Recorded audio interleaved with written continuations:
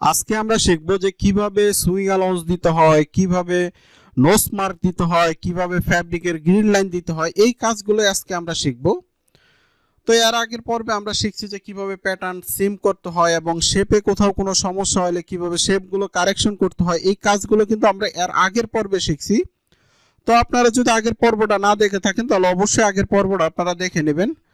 তাহলে এখন আমরা ফ্যাব্রিকের গ্রিন লাইন দিব, সুইং অ্যালাউন্স দিব। আর সুইং অ্যালাউন্স দেওয়ার জন্য যাব হলো F4 এ যাওয়ার পরে এখানে দেখেন লাইন সিম। আমরা এইভাবে সম্পূর্ণ প্যাটার্ন এইভাবে, আচ্ছা আমরা একটা একটা করে সুইং অ্যালাউন্স দিই। তাহলে আমরা এই সাইডে হলো আমাদের অ্যালাউন্স XCM, তারপরে হলো আমাদের এই শোল্ডারে সুইং অ্যালাউন্স XCM, তারপরে এই শোল্ডারেও আমাদের সুইং অ্যালাউন্স XCM, তারপরে এই পাশে সাইডেও আমাদের সুইং অ্যালাউন্স XCM। তারপরে এইখানে দেখেন এইখানে আমাদের হ্যামের সুইং অ্যালাউন্স আছে হলো কতটুক হ্যাম হবে। এই যে দেখেন হ্যাম হাইটের কিন্তু আচ্ছা হ্যাম হাইট হবে হলো 2 cm। তো এই যে দেখেন আমাদের হ্যাম হাইট হলো সবগুলো হ্যাম হাইট হবে হলো 2 cm। তো আমরা এখন সফটওয়্যারে যাওয়ার পরে এইখানে দেখেন লাইন সিম, আমরা এইখানে সুইং অ্যালাউন্স দিয়ে দিব হলো 2 cm। তারপরে আমাদের এইখানে দেখেন আর্মহোলে কিন্তু কোনো সুইং অ্যালাউন্স হবে না। এই যে নেকের এই ওপেনিংয়ে কোনো সুইং অ্যালাউন্স হবে না, কারণ হলো আমাদের আর্মহোল এবং নেকে কিন্তু বাইন্ডিং আছে। আমি যদি আপনাদেরকে স্টাইলিং পিকচারটা দেখাই, এখানে দেখতে পাচ্ছেন এই যে দেখেন নেকেও আমাদের বাইন্ডিং, আর্মহোলেও আমাদের বাইন্ডিং হবে, সেই ক্ষেত্রে আমাদের কোনো সুইং অ্যালাউন্স হবে না। তো এখন আমাদের ব্যাক পার্টে সুইং অ্যালাউন্স দেওয়ার কাজ শেষ। এখন আমরা ফ্রন্ট পার্টে সুইং অ্যালাউন্স দিব। তার জন্য এখানে দেখেন এই যে লাইন সিম দিয়ে আমরা এখানে সুইং অ্যালাউন্স দিয়ে দেবো XCM, এখানেও আমরা দিব হলো XCM, এখানেও সুইং অ্যালাউন্স দিব XCM, তারপরে এইখানেও সুইং অ্যালাউন্স দিব XCM, আর আমরা এইখানে সুইং অ্যালাউন্স দিব হলো 2 cm, কারণ আমাদের এটা হ্যাম হবে হলো 2 cm। তো দেখেন আমাদের কিন্তু মোটামুটি সুইং অ্যালাউন্স দেওয়ার কাজ শেষ। এখন আমরা নোজ মার্ক দিব, আর নোজ মার্ক দেওয়ার জন্য যাব হলো F2 তে যাওয়ার পরে এই যে দেখেন নোজ, আমরা এখানে নোজ মার্ক দিয়ে দিব।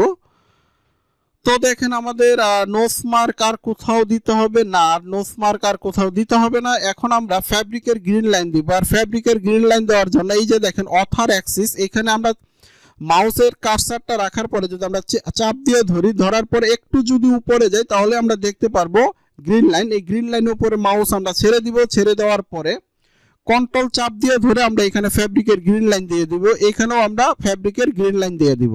তো একটা জিনিস মাথায় রাখবেন, অবশ্যই কন্ট্রোল চাপ দিয়ে ধরতে হবে, হ্যাঁ। আর কন্ট্রোল যদি আপনারা চাপ দিয়ে না ধরেন তাহলে কিন্তু গ্রিন লাইন বাঁকা হয়ে যাবে। তো দেখেন আমাদের কিন্তু সুইং অ্যালাউন্স এবং নোজ মার্ক এবং ফ্যাব্রিকের গ্রিন লাইন দেওয়ার কাজ শেষ। এখন আমরা আমাদের এই প্রত্যেকটা পার্টের তো একটা নাম আছে, তাই না? যেমন এটা ব্যাক পার্ট, এটা ফ্রন্ট পার্ট।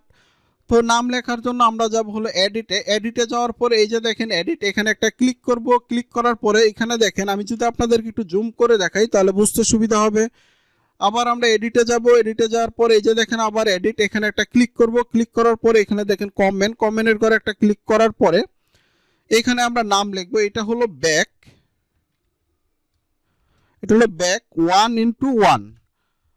তারপরে এটা হলো ফ্রন্ট, এখানে লিখবো হলো ফ্রন্ট 1x1। তো দেখেন আমাদের কিন্তু ব্যাক পার্ট এবং ফ্রন্ট পার্টের নাম লেখারও কাজ শেষ। এখন আমরা প্যাটার্নটা ভেরিয়েন্ট করব, আর ভেরিয়েন্ট করার জন্য যাব হলো F8 যাওয়ার পরে এই যে দেখেন ভেরিয়েন্ট, আমরা ভেরিয়েন্টে একটা ক্লিক করব। ক্লিক করার পরেই কিন্তু আমাদের এই যে দেখেন ভেরিয়েন্ট নেম দিতে হবে। তো আমরা এখানে নেম দিয়ে দিচ্ছি হলো ট্যানটপ।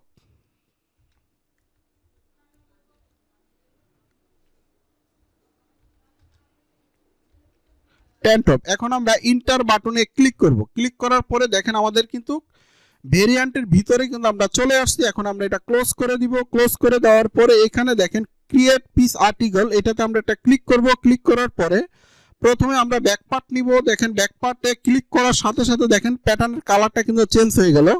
এখন আমরা ফ্রন্ট পার্টে ক্লিক করব।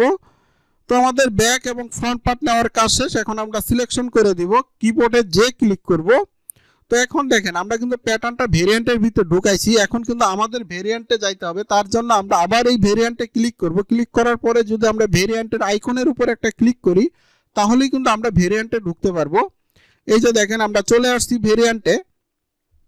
এখানে একটা জিনিস খেয়াল করেন, এই এস হলো সিঙ্গেলের ঘর আর ডিএস হলো পেয়ারের ঘর। পেয়ার বলতে আপনার যদি কোনো পার্ট যদি লেফট এবং রাইট থাকে সেই ক্ষেত্রে আপনার এই ঘরে বসাবো। যেহেতু আমাদের ব্যাক পার্ট 1:1, ফ্রন্ট পার্টও আমাদের 1:1, সেই ক্ষেত্রে আমাদের সিঙ্গেলের ঘরেই থাকবে। আর এটা দেখেন ফ্যাব্রিক, কারণ আমাদের এখানে যেহেতু কোনো কন্ট্রাস্ট নাই, শুধুমাত্র সব দুইটা পার্টই আমাদের সেলফ ফ্যাব্রিক, সেই ক্ষেত্রে আমরা এখানে এস দিয়ে দিব।